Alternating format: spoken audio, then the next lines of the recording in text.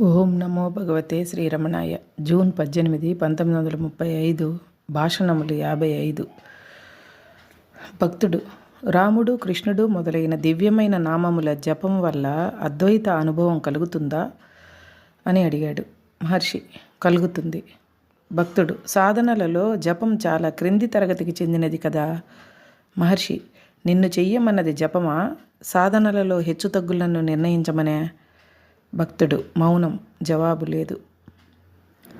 భాషణములు 56. June 22, 1935.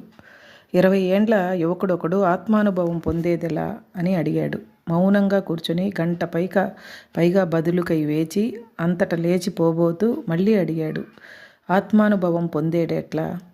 మహర్షి: ఎవరి ఆత్మ కనుక్కో. భక్తుడు: నేనెవరు? మహర్షి: కనుక్కోవాల్సింది నీవే. భక్తుడు: నేనెరుగను. మహర్షి: ఆలోచించు. నేనెరుగను అని అంటున్నదెవరు? ఎరుగబడినది ఏది? ఆ వాక్యంలో నేను ఎవరు? భక్తుడు: నాలో ఒకరు. మహర్షి: ఆ ఒకడెవరు? ఎవరిలో? భక్తుడు: ఏదైనా శక్తి కావచ్చు. మహర్షి: దాన్ని తెలుసుకో.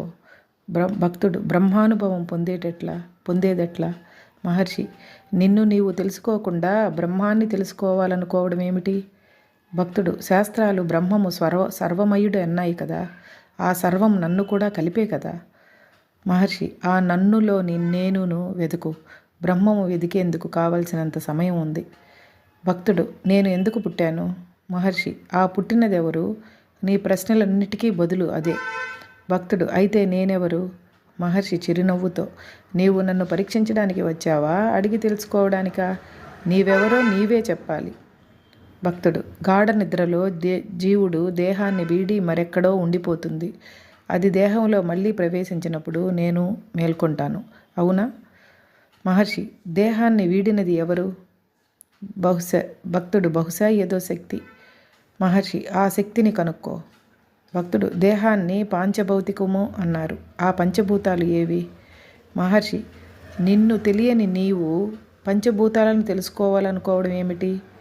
ఆ కుర్రవాడు కొంచెంసేపు కూర్చొని సెలవు తీసుకుని వెళ్ళాడు. తరువాత మహర్షి అన్నారు: మంచిదే, అది పనిచేస్తుంది.